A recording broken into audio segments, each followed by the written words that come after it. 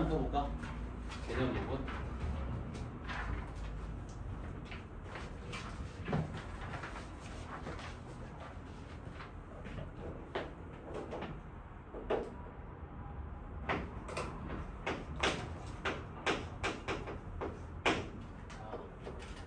명제의 정의가 뭐냐면 참, 거짓을 분명하게 판단할 수 있는 문장이나 식을 명제라고 합니다.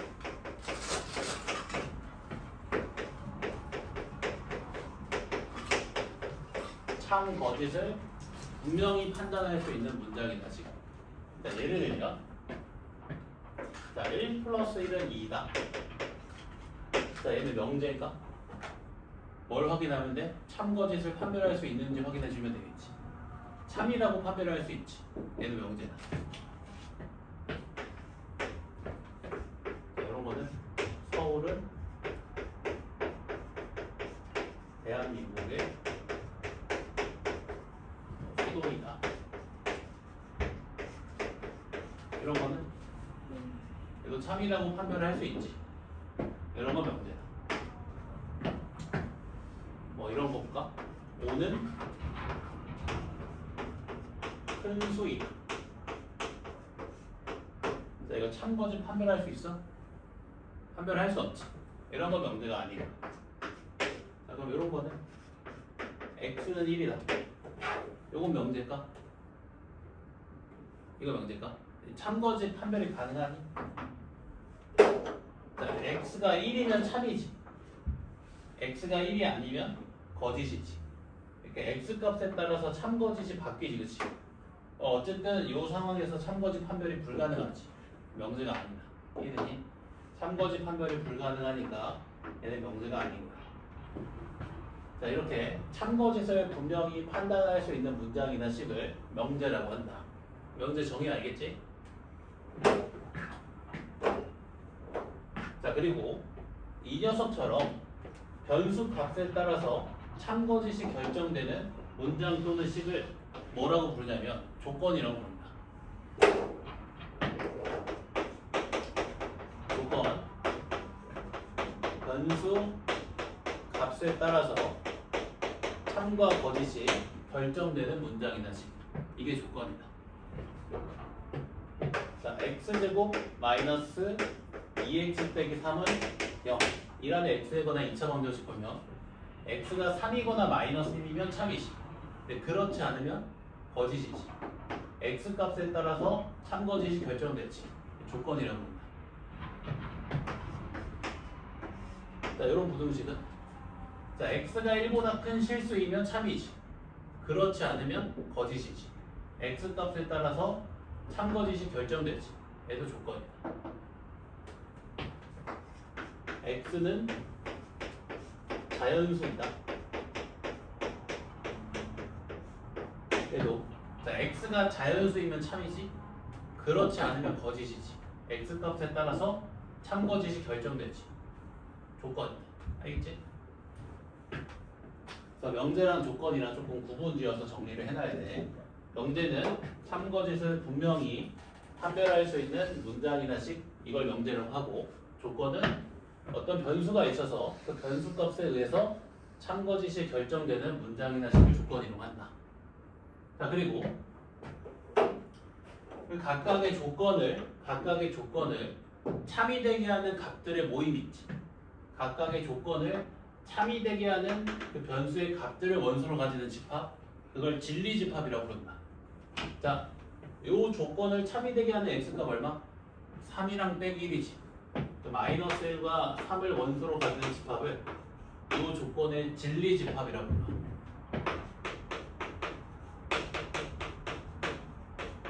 그러니까 해를 원소로 가지는 집합이라고 생각해줘야 돼. 해를 원소로 가지는 집합.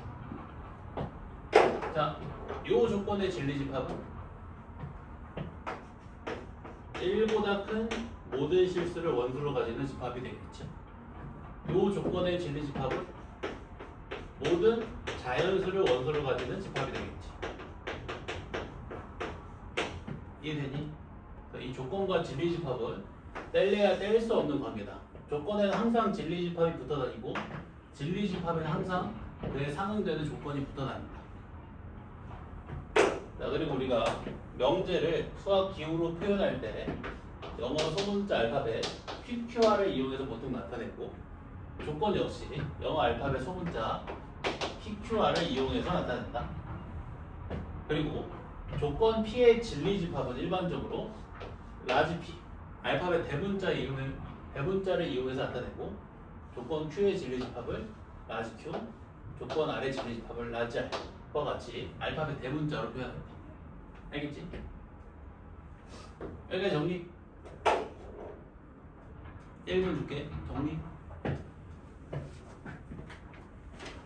명제랑 조건에 대해서 정확히 그 정의를 외우고 구분을 해놔야 돼. 명제는 그 자체로 참거시시 판별 가능한 문장이나 식, 그게 명제다. 조건은 어떤 변수가 있고 그 변수 값에 의해서 참거시시 결정이 되는 문장이나 식, 그게 조건이다.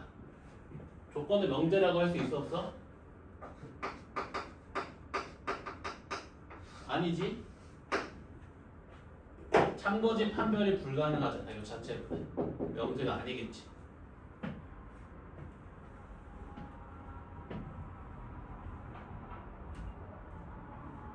그리고 이렇게 방정식이나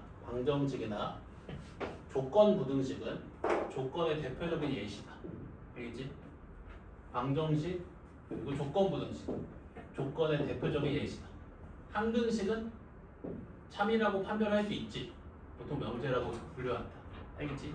항등식은 보통 명제로 구분한다.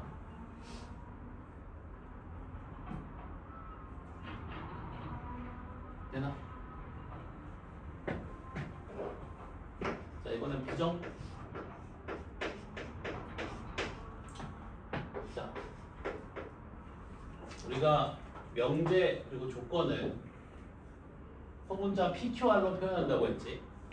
자, 여기서 이 P는 명제도 될 수 있고 조건도 될 수 있는 거야. 이 명제 또는 조건에 해당되는 P의 부정을 P가 아니다라고 하고 수학 기호로 이렇게 표기한다. 명제 P의 부정 혹은 조건 P의 부정을 P가 아니다라고 정의를 하고 그러니까 뒤에 아니다만 붙여주면 돼. 부정할 때. 그리고 수학 기호로 표현할 때 이렇게 물결표 기호를 이용해서 물결표 P 이렇게 나타내. 여기서 이 물결표가 의미하는 게 뭐냐면 부정이다. 낫을 의미해. 그래서 읽을 때는 not P라고 읽으면 돼. 오케이? 그냥 부정이다. 부정. not P. 그래서 명제 혹은 조건 P의 부정 P가 아니다. P 아니다만 붙여주면 부정이 되는 거야. 그리고 기호로 나타날 때는 not P. 알겠지? 자, 내가 조건 P의 진리집합을 라지 P라고 가정해볼게. 조건 P의 진리집합을 라지 P라고 가정해볼게. 자, 그때 자, 조건 not P의 진리집합을 한번 구해볼게. 조건 not P의 진리집합은 조건 not P가 참이 되게 하는 값들을 원소로 가지는 집합이지. 맞지? 즉 P가 참이 되지 않게 하는 값들을 원소로 가지는 집합이지. 즉 진리집합 P에 속하지 않는 원소들을 가지는 집합이지. 그래서 진리집합의 P의 여집합이 됩니다. 그렇지? 조건 not P의 진리집합은 조건 not P가 참이 되게 하는 변수 값들을 원소로 가지는 집합. 즉 조건 P가 참이 되지 않게 하는 값들을 원소로 가지는 집합. 즉 진리집합 P에 속하지 않는 값들을 원소로 가지는 집합. P의 여집합. 집합 개념 설명할 때 이 여집합이 부정을 나타낸다고 했지. 오케이? 자, 그러면 not P의 부정은 뭘까? not P의 부정. 이 not P의 부정에 진리집합을 한번 구해볼까? 자, not P의 진리집합은 P의 여집합이지. 자, 부정의 진리집합은 뭐라고 했어? 여집합이라고 했지. 그럼 P의 여집합의 여집합이 not P의 부정의 진리집합이지. 자, P의 여집합의 여집합은 뭐랑 같아? P랑 같지. 자, 이 조건의 진리집합이 라지 P래. 이 조건 뭐겠어? P겠지.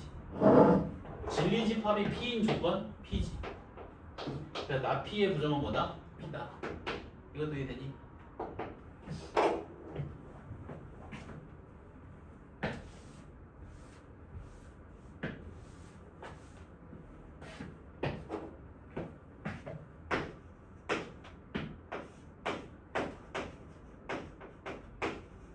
자, 조건 P 또는 Q의 진리집합 구해볼게.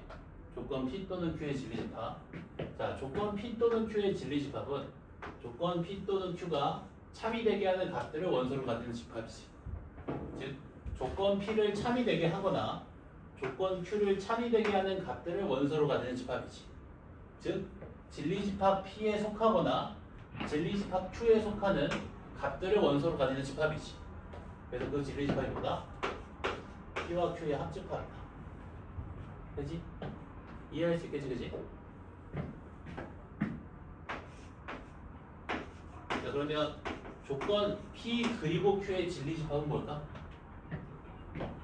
요 녀석의 진리집합은 P 그리고 Q를 참이되게 하는 값들을 원소로 가진 집합. 그럼 P를 참이되게 하면서 동시에 Q도 참이되게 하는 값들을 원소로 가지는 집합이지. 진리집합 P에 속하면서 동시에 진리집합 Q에도 속하는 값들을 원소로 가지는 집합이지. 그래서 그 진리집합이 P와 Q의 교집합이겠네. 이래도 되지. 자, 이해 가능하지?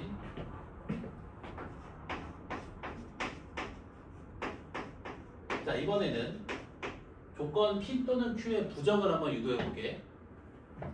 자, 조건 P 또는 Q의 부정의 진리집합은 일단 조건 P 또는 Q의 진리집합이 P 합집합 Q고 부정의 진리집합은 여집합이지. 그러면 P 또는 Q의 부정의 진리집합은 P 합집합 Q의 여집합이지.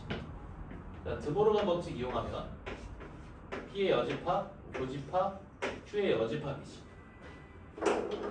자, 진리집합이 P의 여집합, 교집합, Q의 여집합인 조건 뭘까? not P 그리고 not Q겠지. 네? 따라서 P 또는 Q의 부정은 not P 그리고 not Q다. 결과론적인 관점으로 봤을 때 전체를 부정해주면 되고 또는의 부정은 뭐다? 그리고다. 알겠지? 이해도 되지? 한 번 더. 자, 이번에는 조건 P 그리고 Q의 부정을 구해볼게 한번. 자, 조건 P 그리고 Q의 부정의 진리집합은 P 교집합 Q의 여집합이지. 그러면 P의 여집합, 합집합, Q의 여집합이지. 자, 진리집합이 P의 여집합, 합집합, Q의 여집합인 조건 뭐다? not P 또는 not Q지.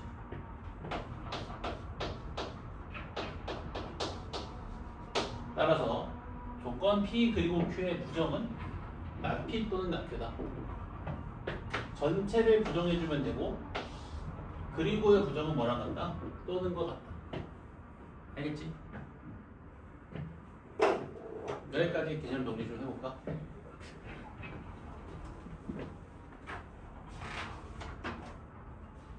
지금 우리가 공부한 게 명제의 정의, 조건의 정의, 그리고 명제란 조건의 부정. 이거 3개 공부한 거야.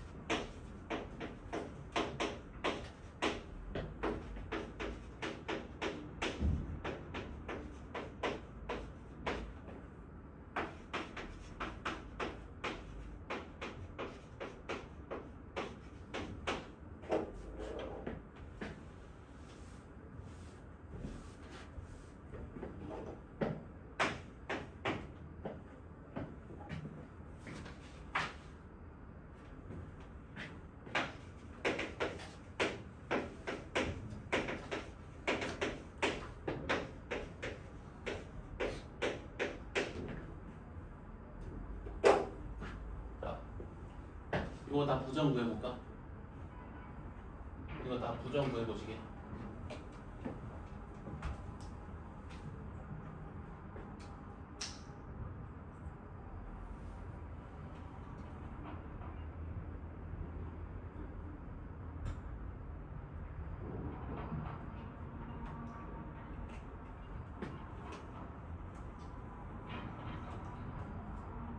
몇 개만 보여줄까?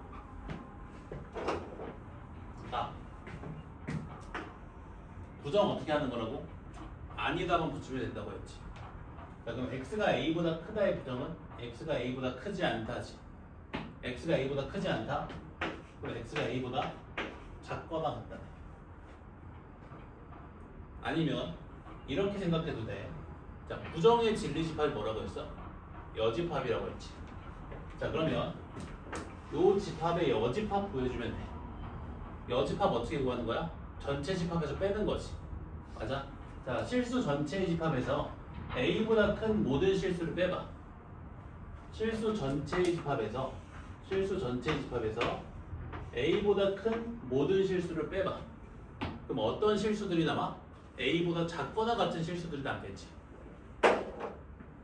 A보다 작거나 같은 실수들이 남겠지. 그래서 x가 a보다 크다의 부정은 x가 a보다 작거나 같다. 이해되니? 자, 그러면 x가 a보다 크거나 같다의 부정은 x가 a보다 작다. x가 a보다 크고 b보다 작다의 부정은, 자, 부정의 진리집합이 뭐라고? 여집합. 이 녀석이 여집합 구해주면 되지. 그럼 실수 전체의 집합에서 A보다 크고 B보다 작은 모든 실수를 빼주면 되지. 그럼 어떤 실수들이 남아? A보다 작거나 같거나 B보다 크거나 같은 실수들이 남겠지. 실수 전체의 집합에서 A보다 크고 B보다 작은 실수들을 빼봐. 그럼 어떤 실수들이 남아? A보다 작거나 같거나 B보다 크거나 같은 실수들이 남지. 되지? 자, 그럼 이 녀석의 부정은 A보다 작거나 B보다 크거나 같다. 이 녀석의 부정은 A보다 작거나 B보다 크다. 그럼 이 녀석의 부정은 A 이상 B 이하. 다 이해되지? 이 녀석의 부정은 A보다 크고